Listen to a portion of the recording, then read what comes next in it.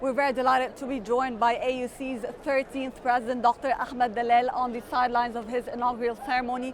Welcome, Mr. President, to AUCTV, and congratulations on your new position. Let's start off first with your priorities as the new President of AUC. What is on top of your agenda? A number of things. First of all, I want to partner with the AUC community to think about the future of education, think about the fields that we want to be teaching. Education in the 21st century.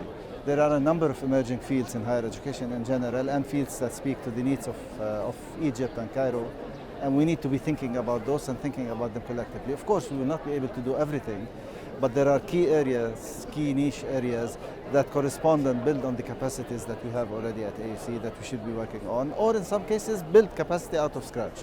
This is one thing that we need to work on. The other thing that we need to work on and emphasize is service. And service takes many different forms. It takes the form of educating mid-career professionals, trying to increase our ability to educate mid-career professionals, because many mid-career professionals in the current environment of the growing economy in Egypt need to upskill, need to learn new skills to be able to serve and serve properly. So we need to work on that to the extent that we can. And to be able to do that effectively, we will need to partner with national institutions and maybe regional and international institutions. This is another thing. Of course, there are always the basics, which is excellence in education, recruiting the best students, recruiting the best faculty, enabling the faculty, creating the atmosphere in which the faculty can continue to do their amazing work, their inspiring work, and we really have amazing, inspiring work here at AUC. These are some of the things that we need to do that will be at the top of my priority. And as I said in my address, we want to make sure that we model institutional integrity in the way we do business and in the values that we live up to. What about your plans for fundraising for AUC? I will fundraise.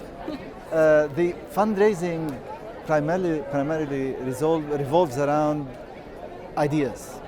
And I think we have amazing ideas that we need to support.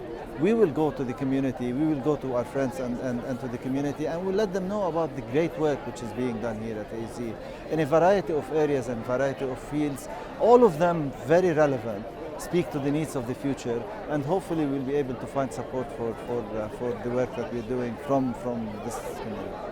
And how are you planning to enhance and market the image of AUC and network for it as well? By telling the truth, by sharing with people the great work that's being done here and ensuring that we continue to do this work.